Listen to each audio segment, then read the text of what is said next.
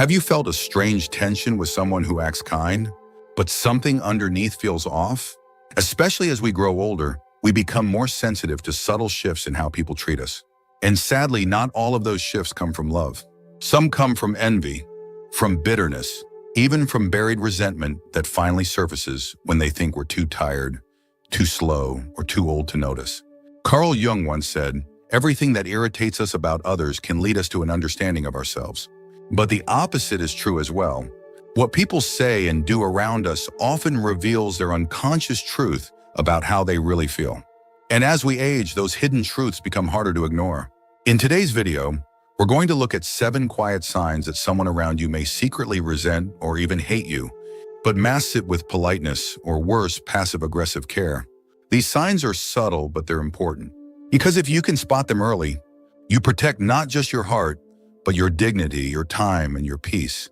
So if you're over 60, 70, or even 80, and you've started noticing people treating you just a little differently, a little colder, or a little more dismissively, this video is for you.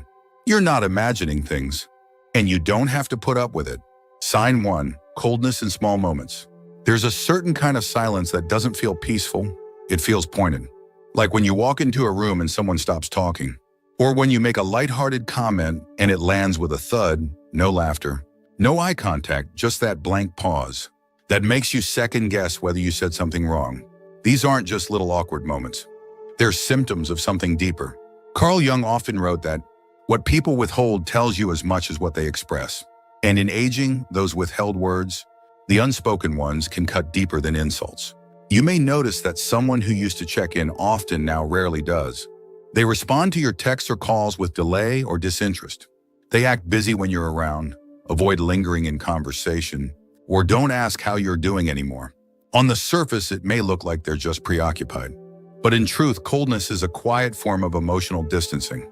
And the reason it's so common in older age is that some people, knowingly or not, start to devalue others who can't offer them something in return. Whether that's status, money, or attention. There was an older gentleman named Frank, 81, who used to go fishing every weekend with his nephew. But once Frank retired, sold his boat, and wasn't the fun uncle with gear anymore, his nephew stopped coming around. No fight, no drama. Just silence. That silence told Frank everything he needed to know. The real wound here is emotional invisibility. When someone close starts treating you as if your presence is unnecessary, like your voice holds no weight or your stories bore them, it's often rooted in unspoken judgment. And more often than not, it stems from resentment they haven't had the courage to express. What's important is that you don't internalize this as your fault. The older you get, the more you must protect your energy. That includes knowing when to stop reaching out to people who meet your kindness with indifference. Coldness is not always passive. Sometimes it's calculated. And it's a clear sign that someone doesn't see your presence as valuable anymore. Trust that feeling. It's your wisdom speaking. And if someone is showing you this kind of quiet distance, believe them the first time. Sign 2, subtle undermining and passive remarks. Not all hatred wears a scowl. Sometimes it comes wrapped in politeness, a smile, or what people like to call just being honest. You'll hear it in the tone they use when they comment on your choices. You still drive at your age? Oh, I didn't expect you to know how to use that app. You remember that wrong? I was there. These comments may seem small, but they leave a sting that lingers. And when they start piling up, they paint a picture of someone who doesn't admire you, but quietly resents you. Carl Jung believed that the shadow, the hidden, often unconscious part of a person, holds emotions people are too ashamed to admit. As you grow older and wiser, your very existence can stir these shadows in others, especially if your presence reminds them of their own aging, limitations, or failures. Their discomfort may come out in the form of snide remarks, subtle corrections, or jokes at your expense. But make no mistake, this isn't just teasing, it's emotional erosion. Picture Linda, 78, who had a lifelong friend named Janet. They'd meet for lunch every week. But as Linda started to age, more gracefully, keeping active, learning to paint, smiling more, Janet began to take little jabs. "You're still bothering with makeup? Your son bought you. That must be trying to make up for something. Must be nice to still have energy to be out and about." Linda would laugh it off at first, but each comment chipped away at the warmth between them, until what used to be friendship began to feel like rivalry. This is the danger of passive hostility. It doesn't announce itself like a storm. It drips like a faucet, slowly filling a room with tension. These people aren't interested in hurting you directly. That would be too obvious, too risky. Instead, they try to undermine your sense of self, little by little, hoping you won't notice. But you do. You always do. And here's the thing, they want you to doubt yourself. They want you to shrink just enough so they can feel bigger. That's not friendship. That's not love. That's a quiet form of sabotage. Jung warned about this dynamic when people cannot face their own inner chaos. They project it onto those who seem content, confident, or free. That's why they can't celebrate your peace, because it reminds them of their own unrest. So if someone close to you always seems to have something sarcastic to say, always needs to correct your memory, or always highlights your flaws under the mask of, just kidding, trust that pattern. It's not lighthearted teasing. It's contempt trying to stay hidden. You deserve people who speak life into you, not question your every move. Protect your energy. And remember, what they're saying isn't about you. It's about what they haven't resolved in themselves. If you're still watching this video and finding these insights valuable, please comment number 2 below to let me know you're here.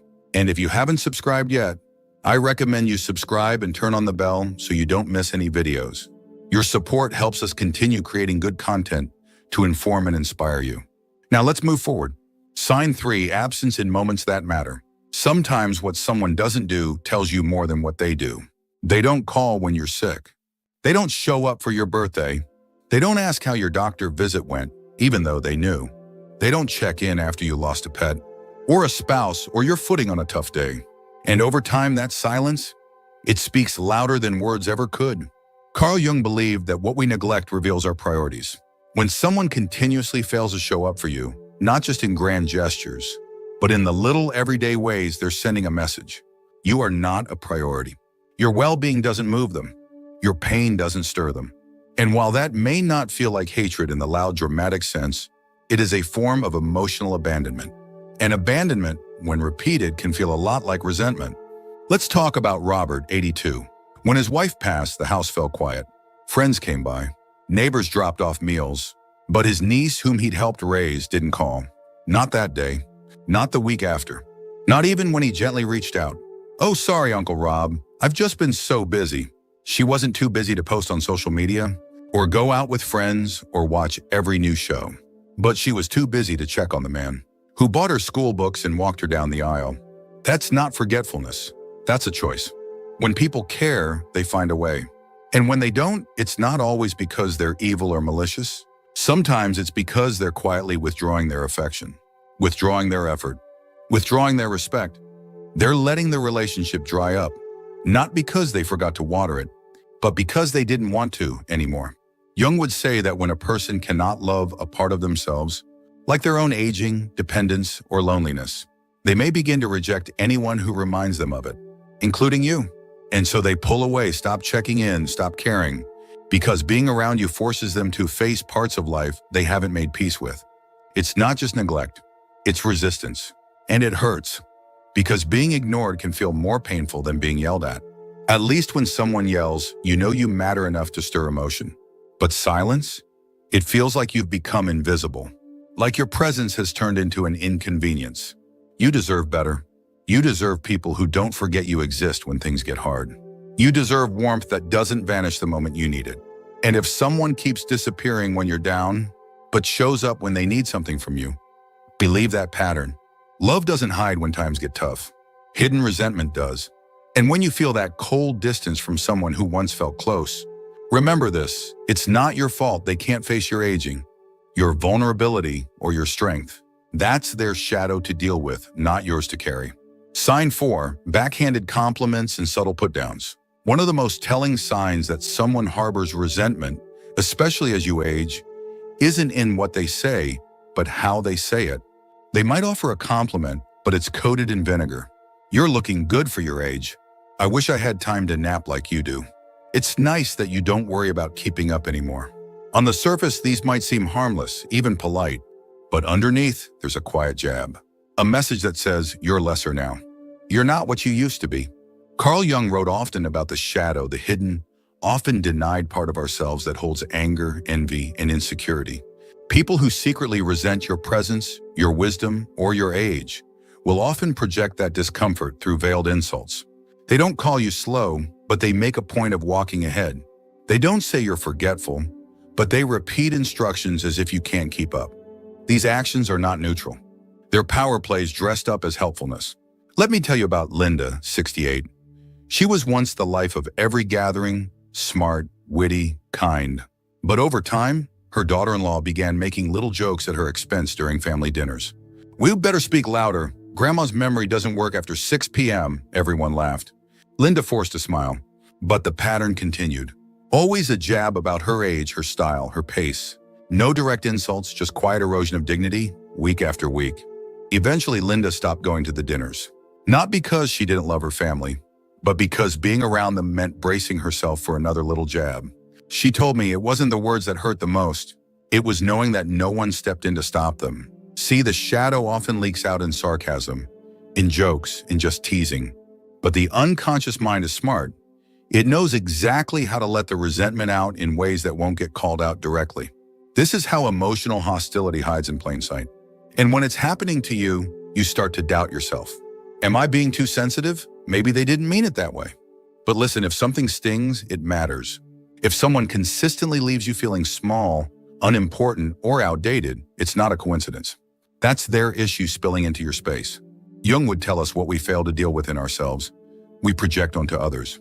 So if someone is uneasy with aging, powerlessness, or mortality, they may cope by mocking those who embody it. It's easier than facing their own reflection in the mirror.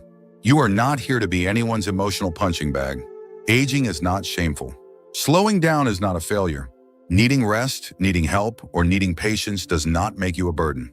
And any person who makes you feel otherwise, whether in obvious jabs or passive slights, may be carrying a resentment they haven't admitted to, even to themselves.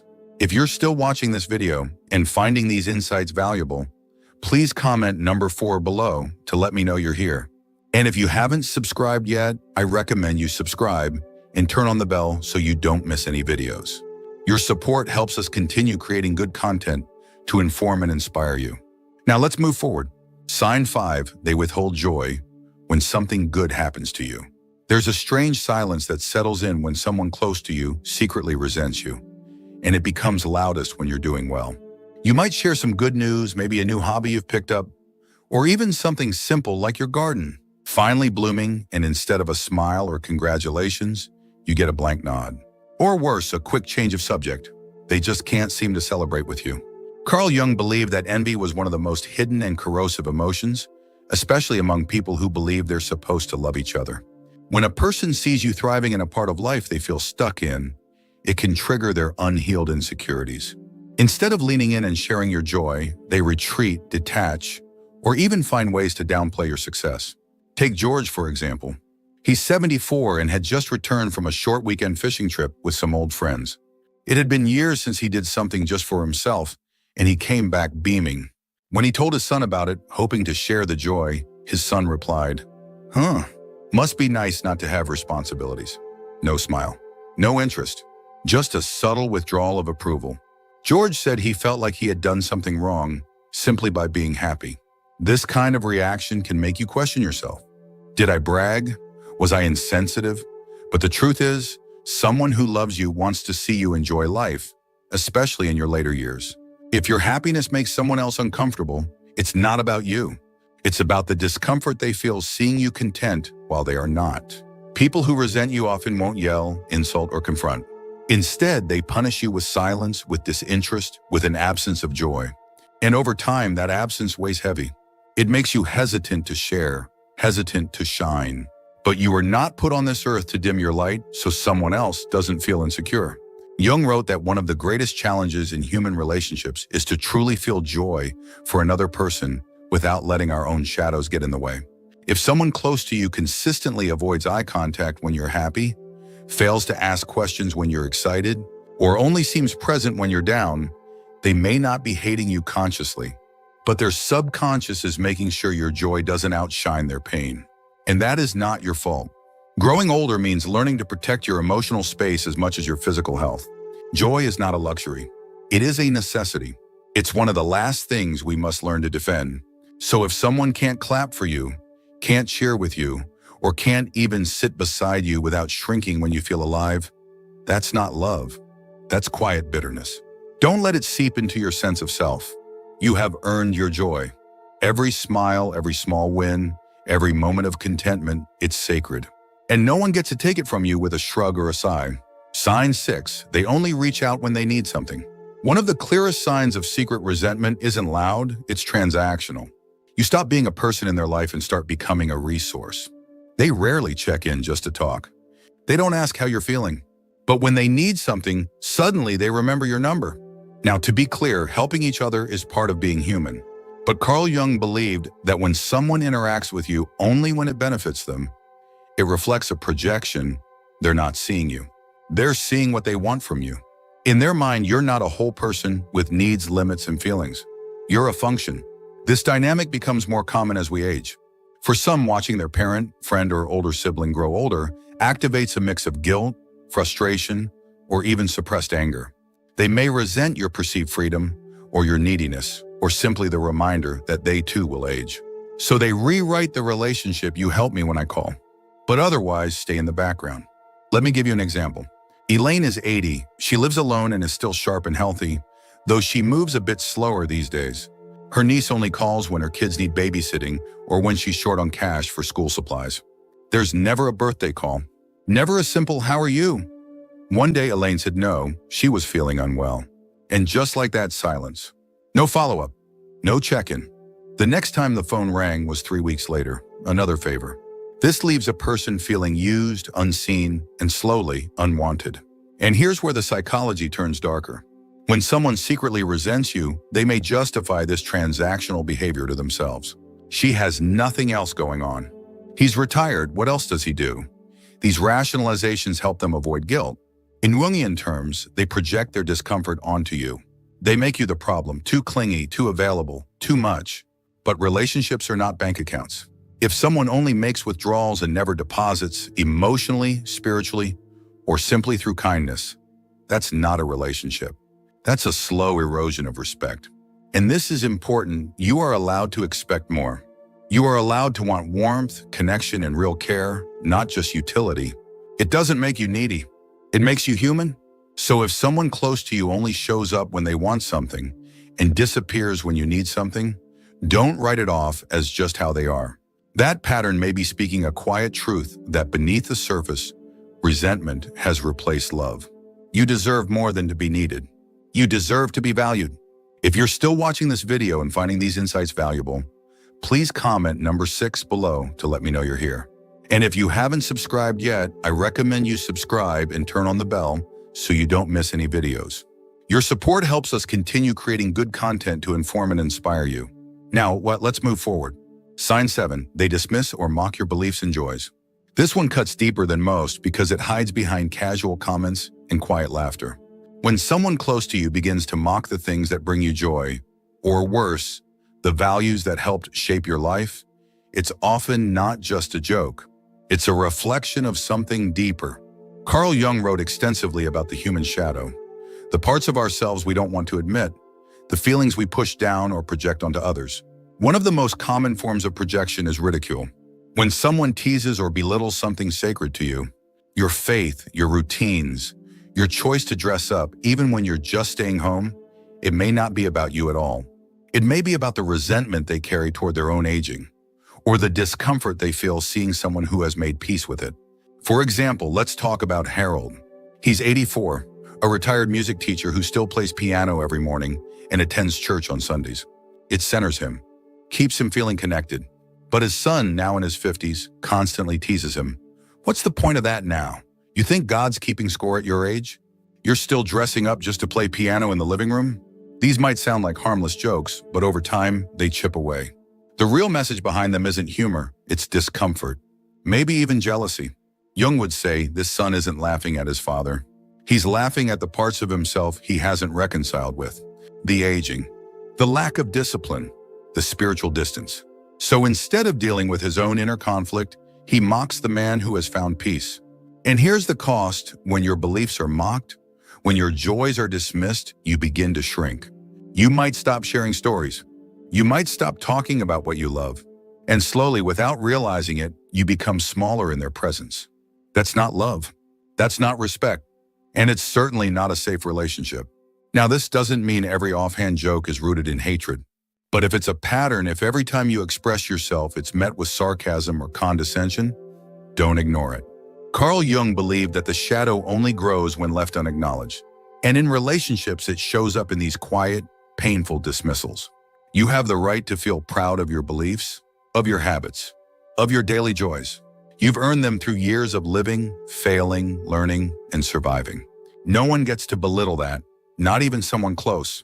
True love doesn't mock. It honors, even when it doesn't understand. And if someone in your life regularly undermines the things that light you up, it may be time to step back and ask why they need to dim your light to feel comfortable in their own skin. You deserve better than that. You deserve space to be yourself, fully and unapologetically. Final thoughts. Getting older isn't just about wrinkles or slower steps. It's about becoming more aware, more attuned to the quiet patterns of how others treat us. And sometimes the most painful realizations aren't about the body, but about the people we once trusted with our hearts. Carl Jung said, "Until you make the unconscious conscious, it will direct your life and you will call it fate." That truth matters now more than ever. Because if we're not paying attention to these hidden signs, the jokes that sting, the help that humiliates, the silence that isolates, we risk normalizing behavior that eats away at our peace. If you recognized even one of these 7 signs in your own life, you're not overreacting. You're waking up, and that's powerful. It means you still have the strength to draw boundaries, protect your heart, and walk away from people who may share your last name, but not your well-being. The wisdom that comes with age is not just about what we know. It's about what we no longer tolerate. We don't owe anyone blind forgiveness. What we owe ourselves is dignity, clarity, and room to breathe. And remember, this being kind doesn't mean being blind. You can love people from a distance. You can forgive without returning to the fire. You can stand tall, even if it means standing alone. Thank you for joining us today. We'd love to hear from you. Leave a comment below and share one thing you learned today and how you plan to use it in your life. Your thoughts are important to us, so don't hesitate to share them. Reading your comments gives us great motivation and encouragement. If you enjoyed this video and found it helpful, please like, subscribe, and share. Your support helps us continue creating good content to inform and inspire you. Thanks for watching, and we look forward to seeing you in the next video.